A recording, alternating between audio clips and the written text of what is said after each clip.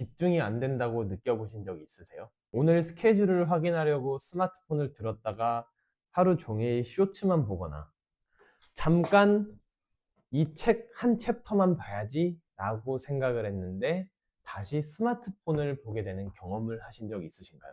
이건 단순히 의지력이 약한 게 아닙니다.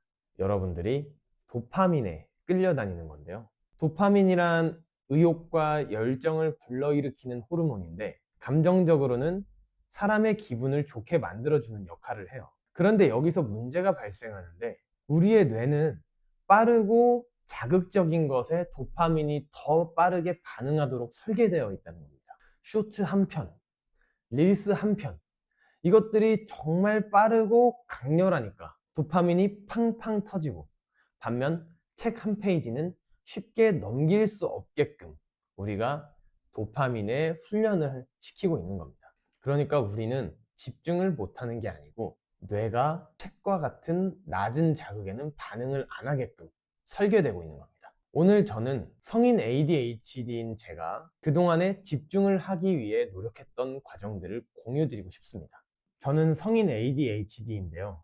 제가 한 1년 반 정도 전에 진단을 받았던 것 같아요. 이게 제 검사 결과지인데요. 처음에는 이 검사를 하면서 과연 내가 ADHD일까? 라는 궁금증보다 ADHD였으면 좋겠다라는 생각을 했던 것 같아요.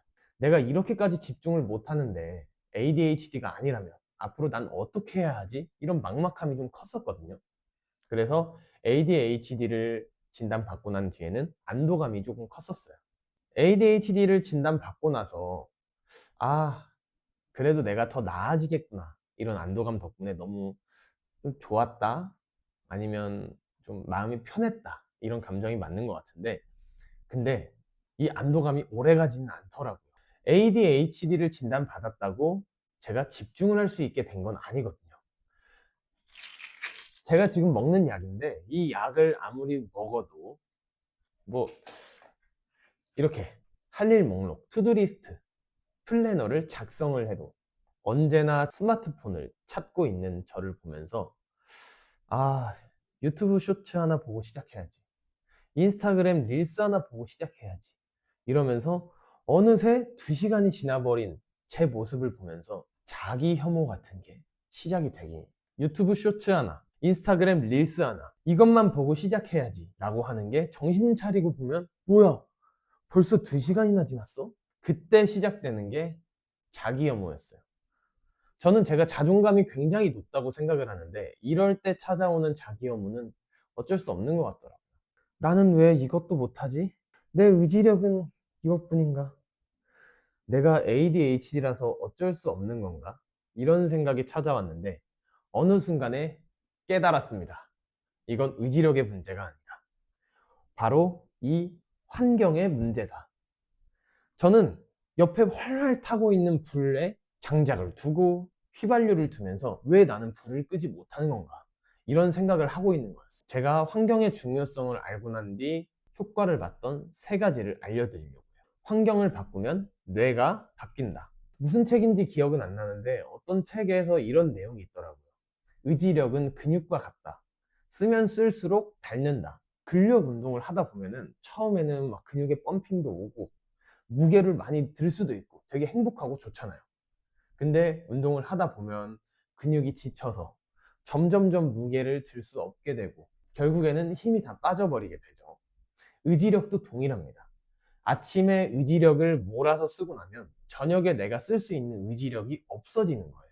매일 아침 눈을 뜨면서 스마트폰으로 도파민을 팡팡 터뜨리고 나면 정작 일할 때는 더 이상의 의지력이 남아있지 않고 퇴근 이후에는 여러분들이 쉽게 지쳐버리는 이유랑 같은 맥락이라고 볼 수 있습니다.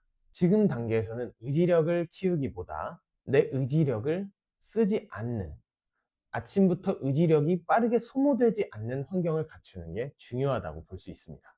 그게 바로 도파민의 방향을 바꾸는 건데요. 낮은 자극에도 뇌가 반응할 수 있도록 환경을 조성하는 거예요.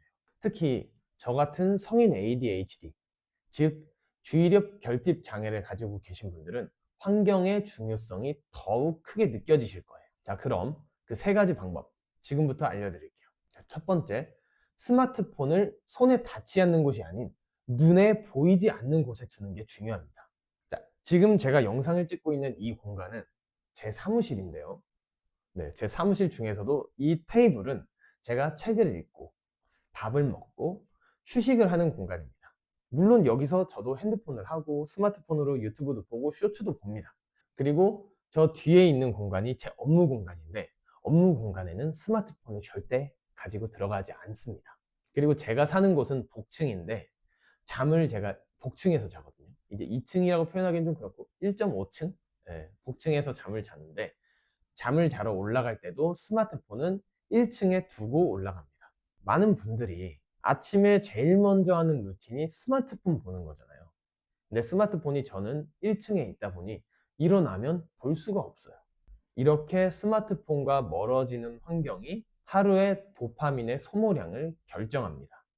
제가 앞서 말씀드린 것처럼 첫 자극이 강렬하면 그 이후의 모든 것들이 약하게 느껴집니다. 일하는 것도 그렇고, 책 읽는 것도 그렇고, 자기 개발하는 것도 정말 쉽지 않아질 거예요. 하지만 스마트폰을 내 눈에서, 내 시야에서 안 보이게 하는 것만으로도 여러분들의 의지력은 크게 향상될 겁니다. 스마트폰 없이 사는 게 정말 어려울 것 같잖아요.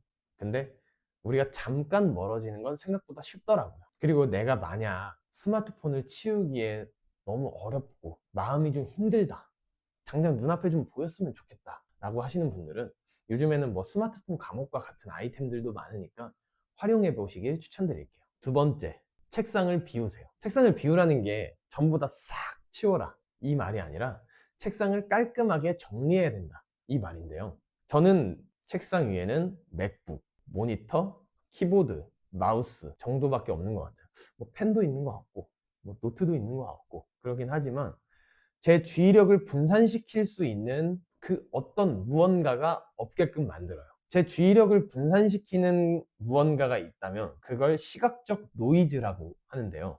내 시야에 자꾸 걸리는 노이즈 같은 것들을 치워야 여러분들이 책상에서 집중하기가 수월해집니다.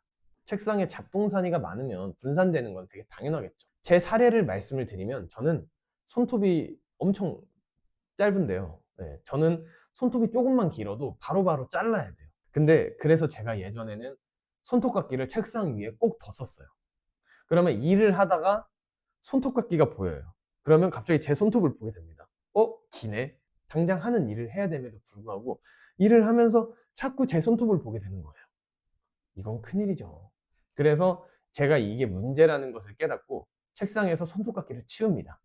그러면 정말 이상하게 손톱을 보는 횟수가 줄어드는 게 아니라 손톱을 아예 안 보게 돼요. 책상에서 손톱깎이만 사라졌는데 제가 손톱을 보는 시간이 사라졌죠. 이 사례처럼 책상만 깔끔하게 치워도 집중력 향상에 도움이 됩니다. 세 번째, 조명의 중요성인데요. 저도 조명 같은 거에 굉장히 무딘 편이거든요. 근데 집중을 하기 위해서 수많은 노력들을 해왔는데 어떤 유튜브 영상 중에 잘 기억은 안 나는데 그런 말씀을 하신 분이 있더라고요. 뭔가 집중하기 위해서, 뭐 책을 읽기 위해서 그곳에 그런 아이템을 갖다 놓으면 거기에 가고 싶어지더라. 뭐 그 좀 뽕맛이라고 해야 되나요? 그 뽕맛이 사라지기 전까지는 거기에 가고 싶어지더라. 이런 말을 듣고 제가 책을 읽을 때 조명을 한번 사봤습니다.